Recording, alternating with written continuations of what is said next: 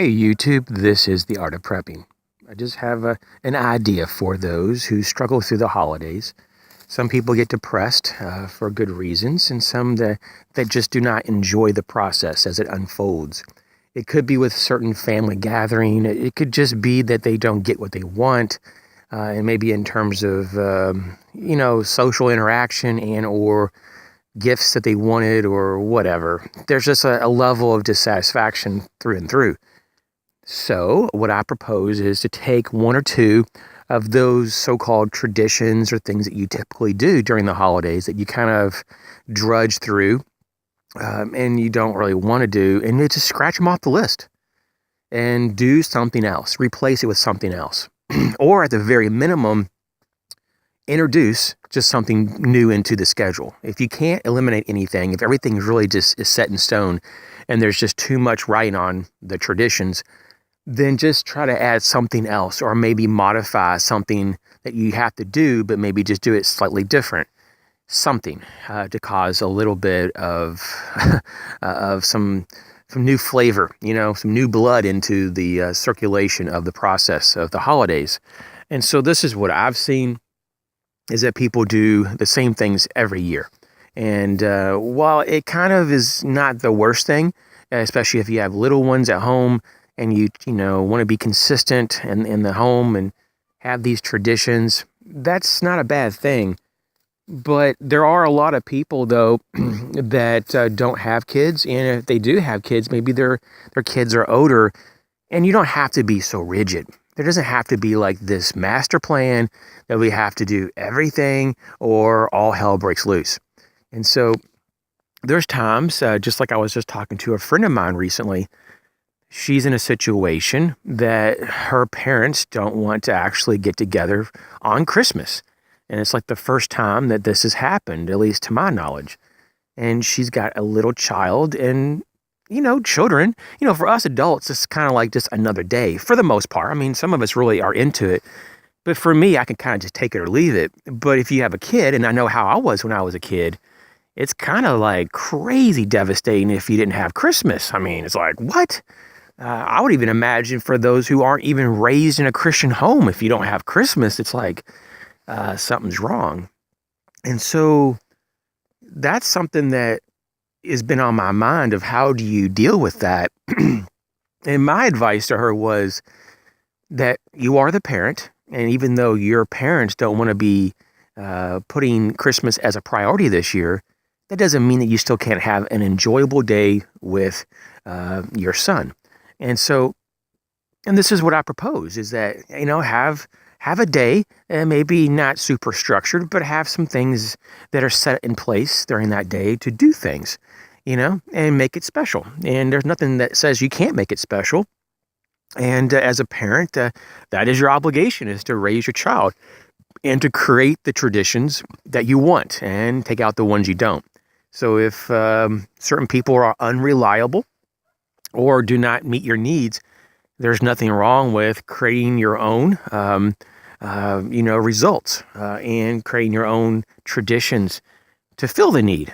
This is how things happen, generation to generation. There's no such thing as like a family that every generation going back 100 generations, or let's just say, be more realistic, like 10 generations. 10 generations ago, they did not do the same things that we do now, or at least in the average family. There's just no way. There's way too many changes in technology and culture. There's just no way. And so, Christmas back in the day could have been as simple as maybe going to church or getting together as a family and having a meal, which may have evolved into feeding into the new social norm of, okay, let's maybe give gifts. And then that kind of crazed into, we have to have this massive outward symbol of Christmas. And even though there's a lot of homes that I know and families that don't feed into the commercialized part of Christmas that we see now, there are certainly a lot of families that are very stressed out because they have to make all these special meals and have all these special presents and have their home a certain special way. And it causes a lot of tension because it increases stress. But my advice to her was, have a meal or two that you work together. Her and her, son work together to create this meal. It could be a special, Christmas breakfast, and then maybe have another one like a special Christmas lunch. Heck, maybe even a supper. Maybe every meal that day you work together on creating together. And in between there, you could have your Christmas, gift giving. And in between there, let the kid have some time to play with the new toys. And in the meantime, there could be other activities. There's always going to be, like, at night, if you even wanted to. I mean, this is how it is in some neighborhoods. There's like a lot of Christmas lights. Maybe a new tradition could just be driving up and down the neighborhood, looking at lights for 20, 30 minutes. Maybe there's something going on at your local church. Now, some people say, well, there's nothing going on at my church on Christmas. It's like, what? And they're Christian. They're supposed to be Christian churches. Now, I just don't know of any churches that are like closed on Christmas, but maybe yours is. That's kind of wild, but there are other things than that to be a part of. So yeah, if you can't go to church, maybe go the day before. There's probably also children activities. There's probably stuff that's just off the chart in some of the larger cities. There's probably all kinds of Christmas things. And while I'm not the biggest fan at all going to like malls and things, and they probably are closed on Christmas, at least the majority in my area, even though I don't really have any, but I'm just talking about the nearest city, well, a big city.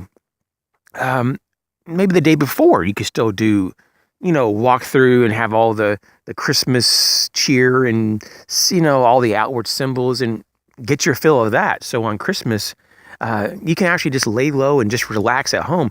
This is the part that I really didn't understand. It's like some people are so used to run that they actually get a day to relax at home, like a day to chill.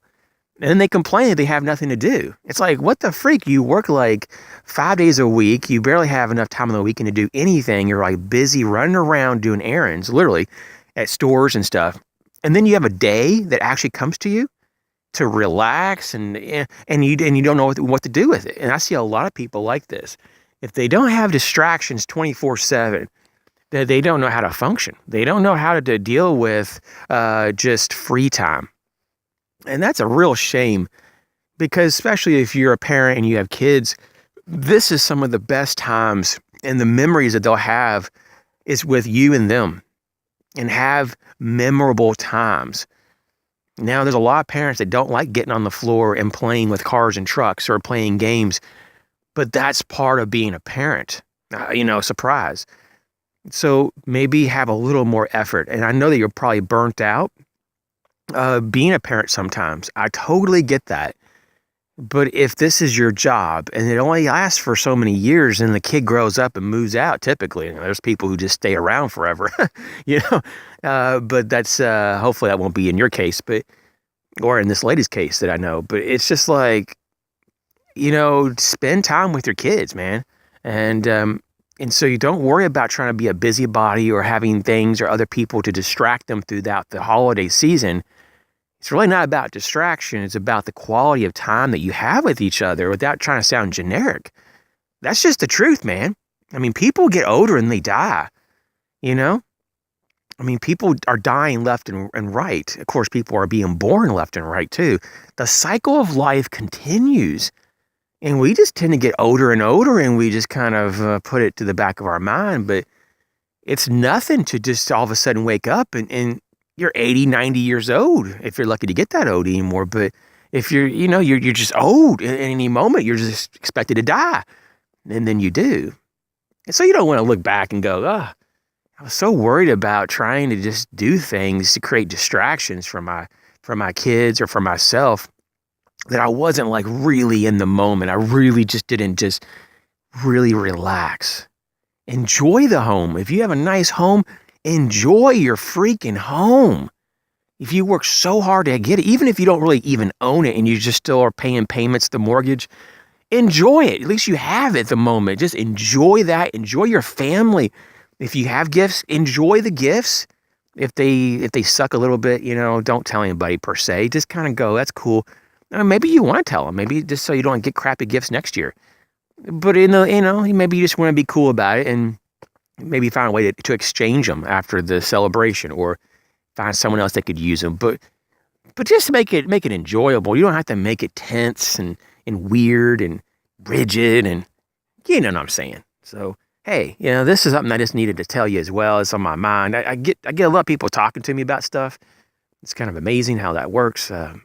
People like to just chit chat, and they tell me all these problems, but sometimes they're not really problems. It's just how you're looking at things. If you're used to people not, being there to create distractions, and you're now having to be, the person who provides, so-called entertainment, which the holidays are not really about entertainment. It's about just being you. Kids are going to have to understand that everybody is not there to entertain them. And so parents just need to be parents first and foremost. And if you can be friends with your kids, that's cool too, man. That's highly recommended. But it's not the job of the parent to be best buddies with your kids. I mean, yes, you desire that, but some people just, the kids, they just decide not to be easy, and they won't work with you if you're parents. And so hopefully if you've raised them in a manner to be respectful, they're not going to really have these kind of problems. But of course, it depends on how much attention do you give your kids. Kids needs attention. They need real attention, not some like passing, fleeting moment of like, hey, how's school? Okay, great. I'll catch you tomorrow. Or the 5 minutes while you're eating supper. You need like an hour or two a day, man, of just chit chat and more of a sit down. Nothing like super intense, like, like staring them in their eyes across the table and tell me all your secrets. No, you just just be there for them. If they have problems with their homework, actually try to help them, And if you don't know how to help them, find out maybe on YouTube here, we all freaking ask questions somewhere. There's got to be some kind of information to help you solve that problem or, resolve the question. Too much anymore, I see people just bail out of their parental duties. And it's a real shame because it has consequences for generations to come, I mean, I can tell you lots of stories in my own family, which is too personal for YouTube, but of how things kind of get passed on to the next generation. And if you're not there to, stop that and create a new tradition, that's why I think it's cool to question traditions and maybe try something different if it's not working for you, because there's a lot of times life can just be so much more fulfilling and happy if you just reframe things that are better for you. And it's not disrespecting your past generations of your families of what they did. It's just making it so that it actually is more meaningful to you and your family in the modern day. So hopefully you found some of this information valuable, or you just found this somewhat entertaining. I just like to share things that are, some of this is time sensitive because we are in the holidays here in 2016. So I'm going to get out of the cold. My hands are numb, and I just like to get out of the house sometimes, take a break from what I'm doing, and just kind of chit-chat here on the camera. And the wildlife report here is pretty much nothing. There's some crows that are passing through, and lots of, squirrel activity, just trying to deal with harvesting nuts and storing nuts. But that's pretty much it, man. I don't see any deer and coyote and nothing like that at all. So I think they're all pretty much just laying low, probably just coming out at night. But the temperatures really are kind of bottoming out again and freaking cold. So, man, I think that these predictions are really true with the Farmer's Almanac and many others, that this winter is going to be a real winter. This winter is going to be something, especially for, majority of the United States. Not sure where you live, but obviously I don't, live in a warm area. So those, they say, live like around the California area, especially Central California. They say that they won't really have that bad of a winter at all. But a lot of places will. So just be real safe this winter to have extra provisions in case you get snowed in or iced in, an extra heat source. And there's nothing wrong with investing in some really high quality clothing in case you do have to go outside for an extended period of time for whatever reason that you can actually endure it and not get like frostbitten or frostbite or whatever you want to call it, and hypothermia and all that stuff. So the body can only handle so much, and then it starts to shut down, and so we don't want that. All right, you guys take care.